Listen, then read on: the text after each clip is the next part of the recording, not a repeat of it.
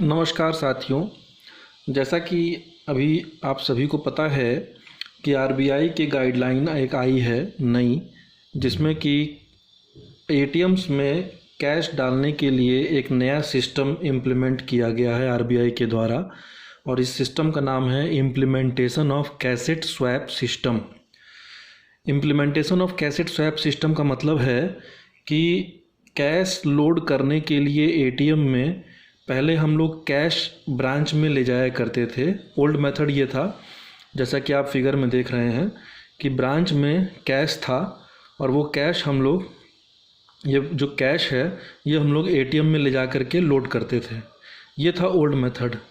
अब new method क्या है? न्यू मेथड कहता है, कैसेट स्वैप सिस्टम कहता है कि हमको कैश ब्रांच में नहीं एटीएम में नहीं लेके जाना है। हमको एटीएम में हमारा जो है ब्रांच से हमको कैसेट लेकर के जाना है। ब्रांच से हमको कैसेट लेकर के जाना है और उसको एटीएम में लोड करना है। ये न्यू कैसेट है।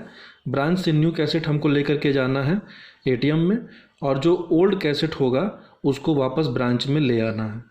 यानी कि ये स्वैपिंग करनी है, कैसेट्स के बीच में हमको स्वैपिंग करनी है। ब्रांच और एटीएम के बीच में हमारा कैसेट्स की स्वैपिंग होगी।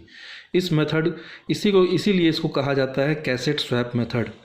जैसा कि आप अभी जानते होंगे कि आपके ब्रांच में sufficient number of working cassettes हो गए हैं। कुछ तो नए कैसेट्स आए हैं, कुछ ब्रांचों में लगभग 4 कैसेट्स आए हैं और 2 डाइवर्जन वाले कैसेट्स आए हैं। और मान लीजिए कि कुछ ब्रांचेज़ में 2 नए कैसेट्स आए हैं और 2 डाइवर्जन वाले या 1 डाइवर्जन वाले कैसेट्स आए हैं। यहाँ भी लगभग 1 डाइवर्जन वाले कैसेट्स आए हैं। इसके अलावा आपके एटीएम में पहले से लगभग 2 या 3 वर्किंग कैसेट्स रहे होंगे और उसमें एक जो है डाइवर्जन वाला भी कैसेट होगा। तो अगर total working number of cassettes देखा जाए तो लगभग 4 2 6 यानी कि लगभग 6 से 7 कैसेट आपके पास में, या कहीं कहीं 8 कैसेट भी वर्किंग कैसेट में होगा। 8 कम ही जगह पे होगा, ज़्यादातर जगह 7 ही कैसेट होगा जो कि वर्किंग कंडीशन में होगा। और 3 जो है आपके पास में डाइवर्जन वाले कैसेट से हो गए होंगे। इन 3 में से आपको दो का ही काम पड़ेगा। इन 3 में से केवल दो डाइवर्जन वाले कैसेट्स का ही काम पड़ेगा, और एक जो डाइवर्जन वाला कैसेट है उसको आप सेफली रख दीजिए ब्रांच में, ताकि अगर इनमें से कोई ख़राब हो तो उसको बाद में यूज किया जा सकता है। और 6 आपके पास में 6 या 7 आपके पास में total number of working cassettes होंगे। नॉर्मली होता ये है कि हम लोग जब एटीएम में कैश लोड करते हैं तो सारे कैसेट्स में कैश लोड नहीं कर पाते हैं, क्योंकि इतना कैश हमारे पास होता नहीं है, ना ही हमारे एटीएम की लिमिट इतनी होती है कि हम एटीएम में बहुत ज़्यादा मतलब सारे चारों के चारों कैसेट्स हम लोड कर सकें। तो ऐसे में हम क्या करते हैं कि 1 या 2 कैसेट का ही, या तो 1 या 2, किसी ब्रांच में केवल 1 ही कैसेट यूज़ होता है, किसी ब्रांच में 2 ही कैसेट यूज़ होता है।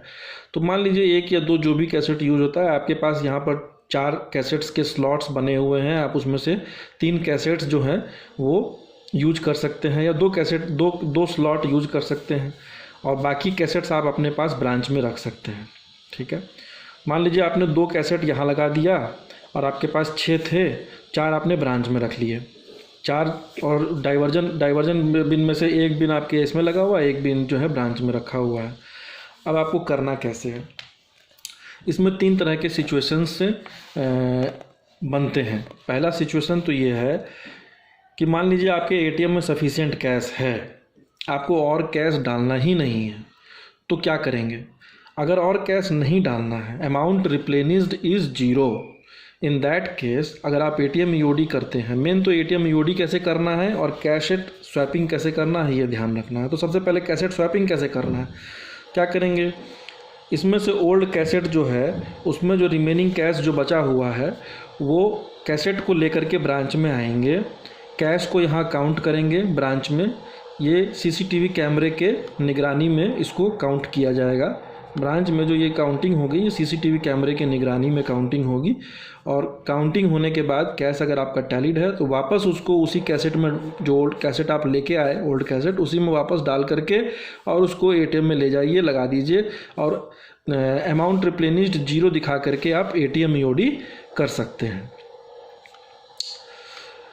ये तो प्रोसीजर लगभग पहले वाला ही है, जैसे पहले आप लोग किया करते होंगे ओल्ड मेथड में, वैसे ही ये लगभग वैसा ही है, इसमें कोई ज़्यादा चेंज नहीं है। ठीक है।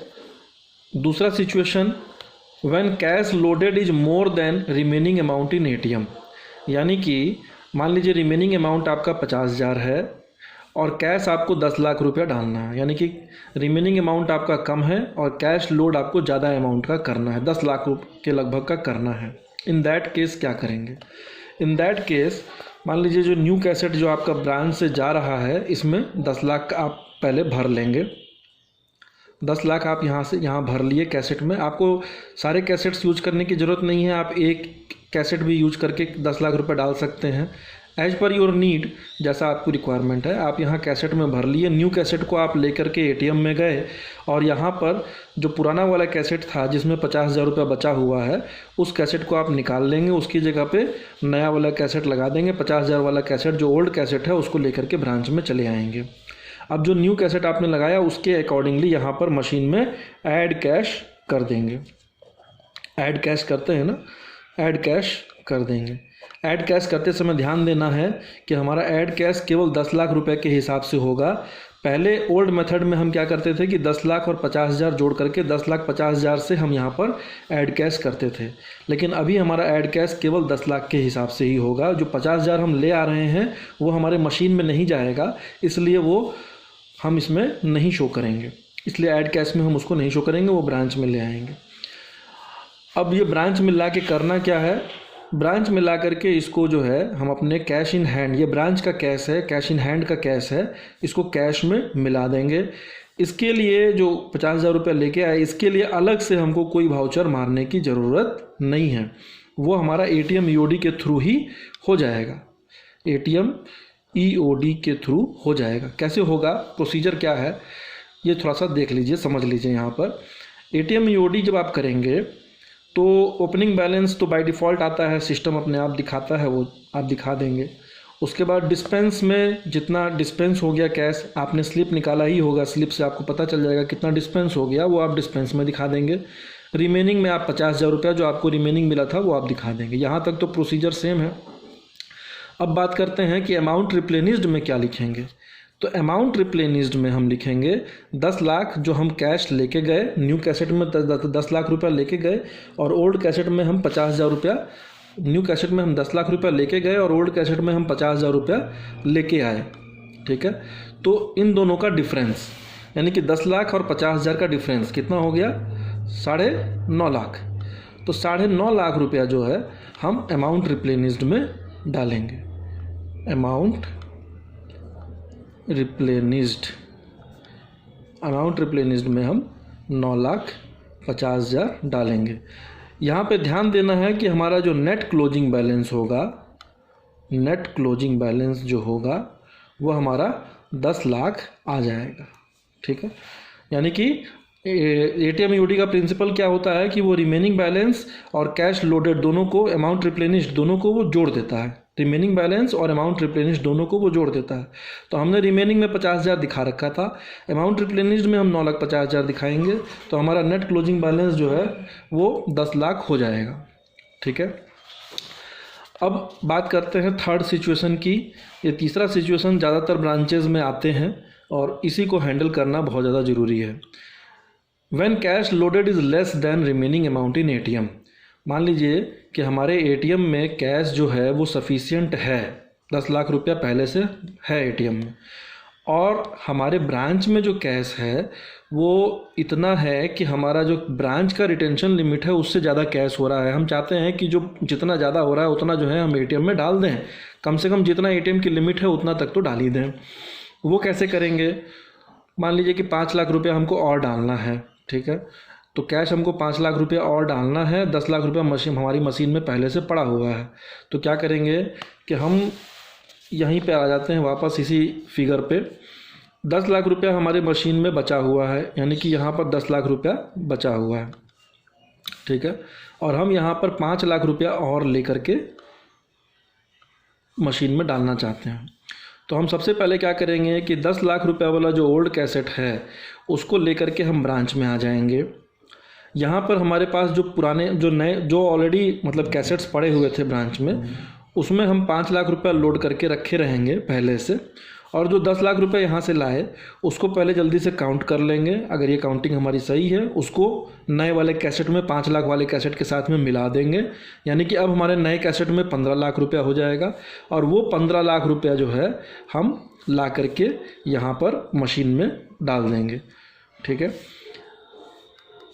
15 लाख रुपया ला करके यहाँ मशीन में डाल देंगे और ऐड कैश में हम 15 लाख के हिसाब से ऐड कैश कर देंगे। ठीक है, अब हमारे मशीन में 15 लाख हो जाएगा। एटीएम ईओडी में क्या करना है? एटीएम ईओडी में हमारे पास रिमेनिंग 10 लाख रुपया था और कैश हमने लोड किया है 5 लाख रुपया। लेकिन अभी हम एटीएम ईओडी में अमाउंट रिप्लेनिश्ड में कितना दिखाएंगे? बाकी सब तो प्रोसीजर सेम रहेगा। ओपनिंग बैलेंस हमारा जो है ऑटोमेटिक आ जाएगा। डिस्पेंस में जितना डिस्पेंस हुआ उतना डिस्पेंस में दिखा देंगे। रिमेनिंग में 10 लाख रुपया हमारा आ जाएगा। अमाउंट रिप्लेनिश्ड में हमको कितना दिखाना है? क्या 5 लाख दिखाना है या 5 माइनस, जैसे जो इसके पहले बताया था कि दोनों का डिफरेंस लेते हैं, तो 10 लाख रुपया आपका रिमेनिंग था और 5 लाख रुपया आपने डाला था। तो चूंकि यहाँ पर अमाउंट लोडिंग जो है वो 10 लाख से कम है, तो हमारा जो डिफरेंस होगा वो माइनस में आ रहा है। तो यहाँ पर क्या करना है? यहाँ पर हमारा थोड़ा ओल्ड मेथड वाला ही यूज़ करना है। ओल्ड मेथड में क्या था, वहाँ पर हम 5 लाख रुपया ही दिखाते थे ना। 5 लाख रुपया ओल्ड मेथड में हम क्या दिखाते थे कि अमाउंट रिप्लेनिश्ड हमारा 5 लाख है और हमारा रिमेनिंग जो है यहाँ पर 10 लाख है। तो 10 और 5 मिला के नेट क्लोजिंग बैलेंस 15 लाख हो जाता था। तो बिल्कुल यही चीज़ यहाँ पर भी हमको करना है। इसको दूसरे तरीके से समझ सकते हैं कि हमने एक्चुअली में मशीन में हम कैश कितना लेके गए? 15 लाख रुपया। 15 लाख रुपया लेके गए और वापस कितना लाए? 10 लाख रुपया। तो अगर इसी मेथड की बात करें तो हमारा अमाउंट रिप्लेनिश्ड जो होगा वो क्या होगा? जितना हमने कैश लोड किया और जितना रिमेनिंग है उसका डिफरेंस। तो हमने कैश लोड कितना किया? एक्चुअली में 5 लाख नहीं किया, एक्चुअली में 15 लाख किया। तो 15 लाख और 10 लाख का डिफरेंस यानी कि 5 लाख रुपया। यानी एटीएम ईओडी में हम 5 लाख रुपया दिखाएंगे या अमाउंट रिप्लेनिश्ड में हम 5 लाख रुपया दिखाएंगे और हमारा जो है नेट क्लोजिंग बैलेंस वो 15 लाख रुपया आ जाना चाहिए। इस तरीके से हम एटीएम ईओडी करेंगे। इसमें एक चीज़ और बता दें कि जो मेथड नंबर 1 और मेथड नंबर 3, जिसमें कि हम ओल्ड कैसेट को लेकर के ब्रांच में आ रहे हैं पहले, ठीक है, इन दोनों मेथड में ये ज़रूर ध्यान दीजिएगा कि ये आपका जो है कैश आउट रहेगी उतनी देर जितनी देर आप मशीन से कैश निकाल करके कैसेट निकाल करके ब्रांच में लेके जा रहे हैं। तो उस वक्त जल्दी करना है इस काम को, ज़्यादा देर मशीन कैश आउट ना रहे। कोशिश करना है कि मैक्सिमम 10 से 15 मिनट में ये काम हो जाए, क्योंकि अगर ज़्यादा देर कैश आउट रखेंगे तो उतनी देर की पेनल्टी भी आपकी एज पर आरबीआई गाइडलाइन जुड़ती चली जाएगी। और जो बीच वाला मेथड है, सेकंड मेथड, इसमें तो कोई रिस्क है ही नहीं, क्योंकि पहले से आप कैसेट भर करके लेके ब्रांच में जा रहे हैं, ब्रांच से पहले से कैसेट भर के एटीएम में लेके जा रहे हैं, तो वहाँ पे ज़्यादा टाइम लगना नहीं है। इसलिए सेकंड मेथड सेफेस्ट मेथड है। फर्स्ट और थर्ड मेथड में थोड़ा सा ध्यान देना है। उम्मीद है आप लोगों को सारी बातें समझ में आ गई होंगी। फिर भी यदि ना समझ में आया हो तो आप अपने सर्किल ऑफिस में फ़ोन करके इसकी पूरी जानकारी ले सकते हैं। धन्यवाद।